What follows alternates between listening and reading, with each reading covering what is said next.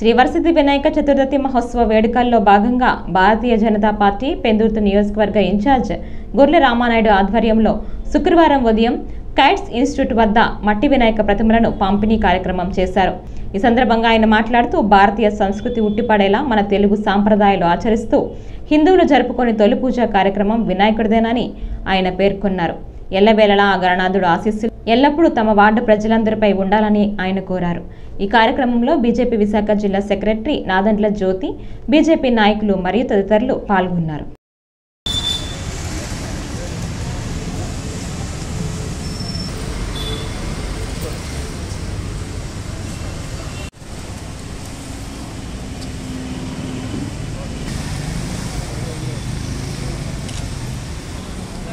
నా పేరు నాదండ్ల జ్యోతి. ఈరోజు ఇక్కడ రేపు వినాయక చవితి సందర్భంగా మట్టి విగ్రహాల పంపిణీ అనేది కార్యక్రమం చేపట్టడం జరుగుతుంది. ప్రతి సంవత్సరం కూడా ఇక్కడ గొర్లె రామనాయుడు గారి కన్వీనర్ గారి ఆధ్వర్యంలో పెందుర్తి నియోజకవర్గంలో ప్రతి సంవత్సరం మట్టి విగ్రహాలు అనేది పంపిణీ చేయడం జరుగుతుంది. అదేవిధంగా ఈ సంవత్సరం కూడా ఈ విగ్రహాలను పంపిణీ చేయడం జరుగుతుంది. అయితే మనం వినాయక చవితి అనగానే మనం చిన్నపిల్లల్ని తీసుకెళ్ళి చక్కగా మట్టి విగ్రహాలు కాకుండా ఏ కలర్గా ఉందో చూసి తీసుకొచ్చి మనం పూజించడం అనేది ప్రతి సంవత్సరం జరుగుతుంది. అయితే వాటి వల్ల ప్లాస్టర్ ఆఫ్ ప్యారిస్ అవనివ్వండి, రంగురంగుల విగ్రహాలని మనం ఇంట్లో పూజించి వాటిని తర్వాత మనం నిమజ్జనం చేయడం వల్ల కలుషితమైనట్టు నీరు, భూమి, నేల అన్నింటినీ కూడా మనం చూడాల్సి వస్తాము.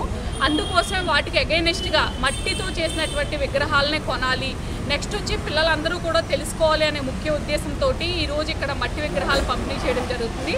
అందరూ అదేవిధంగా మట్టి విగ్రహాలనే తీసుకొచ్చి వీటిని మనం రంగురంగుల పూలతోటి అలంకరించి పూజించాలనే కాన్సెప్ట్ తోటి దీన్ని ఇక్కడ పంపిణీ చేయడం జరుగుతుంది. దీన్ని మీ అందరూ కూడా పాటించి చక్కటి మట్టి వినాయకుడు మన ఇంటికి తీసుకొచ్చి రంగురంగుల పూలతో అలంకరించి మనం పూజించుకోవాలని కోరుకుంటున్నాం.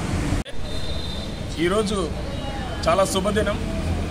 రేపు వినాయక చతుర్థి సందర్భంగా పెందుర్తి నియోజకవర్గంలో ప్రతి సంవత్సరంలాగే ఈ సంవత్సరం కూడా భారీగా విగ్రహాల పంపిణీ కార్యక్రమం అనేది, మట్టి విగ్రహాలకు పంపిణీ కార్యక్రమం అనేది చేపట్టడం జరిగింది. సో చుట్టుపక్కల వాళ్ళు ప్రజలందరూ కూడా వచ్చి వారు ఈ విగ్రహాలు తీసుకోవడం అనేది ఆనవాయితీ.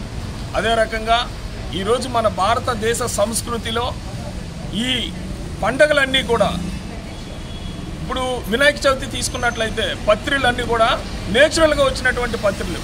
అలానే మట్టి విగ్రహాలు కూడా మనం మట్టితో తయారు చేసిన విగ్రహాలు నిమజ్జనం కూడా ఈజీగా ఉంటుందని చెప్పి, ఎకో ఫ్రెండ్లీగా ఉంటుందని చెప్పేసి సో ఆల్రెడీ మేడం చెప్పడం జరిగింది. ప్లాస్టర్ ఆఫ్ ప్యారిస్ అవి కూడా యూజ్ చేయకూడదని చెప్పి. అదే రకంగా ఇలాంటి మట్టి విగ్రహాలతో చేసిన విగ్రహాలనే పూజిద్దాం. ఈ యొక్క భారతీయ సంస్కృతిని మనం కాపాడుకోవాలి. మన భావి తరాలకి, నెక్స్ట్ జనరేషన్స్కి ఈ పండుగల యొక్క ప్రత్యేకతలని చెప్పి నెక్స్ట్ జనరేషన్కి కూడా ఇలాంటి పండుగలు, ఈ సంస్కృతులు, సాంప్రదాయాలు మనం కంటిన్యూ చేయాలని చెప్పి